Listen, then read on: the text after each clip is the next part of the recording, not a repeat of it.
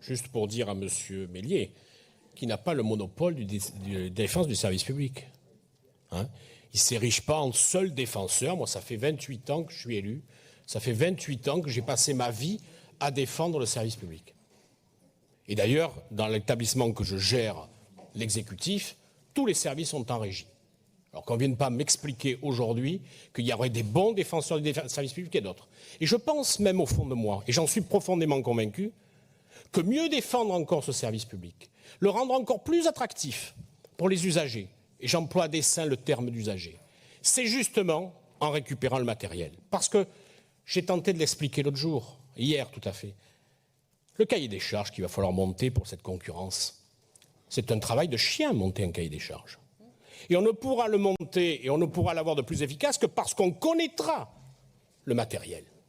Et ce matin, Monsieur le Président m'a dit que je faisais un numéro de claquette en disant que j'étais favorable à l'embauche de personnel pour justement gérer ça. C'est parce que ce personnel qui va être recruté, qui celui-là est efficace, va nous permettre de mieux connaître et de justement améliorer notre cahier des charges.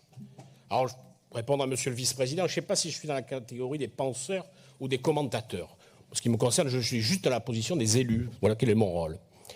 Et lui dire que je l'entends depuis bientôt un an taper matin, midi et soir sur la SNCF. Je serais bête et méchant, je dirais que s'ils ne sont pas bons, il faut en changer, quoi. C'est un peu comme si vous allez acheter votre baguette de pain, vous l'aimez cuit et on vous la donne blanche. Mais vous allez changer de boulanger et vous allez aller chercher ailleurs. Donc, faites attention, on va rentrer dans une période, Monsieur le Vice-président, où il va falloir être très prudent et que si on veut garder la SNCF, il ne faut pas l'humilier matin, midi et soir, puisque c'est avec elle qu'on va pouvoir travailler demain. Et puis les voyageurs qui sont debout.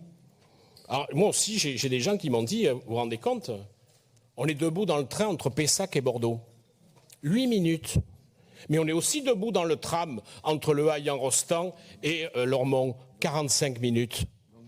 Voilà, ou même dans le bus. Donc, c'est pas très grave d'être debout dans le train, hein, quand on est sur des petites distances. Moi, je vois dans cette mise en concurrence l'amélioration du service.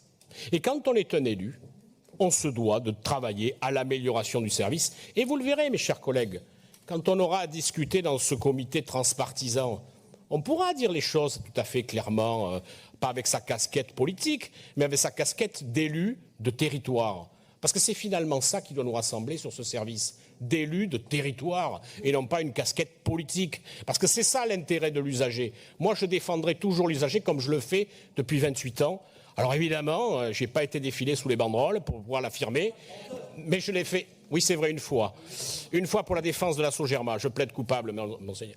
Mais c'était sous la bannière de la CFE. En tout cas, je pense que nous faisons bien de récupérer ces rames, je pense que nous faisons bien de les connaître, ce qui nous permettra d'avoir un cahier des charges efficace, d'avoir un délégataire efficace et d'avoir un service efficace.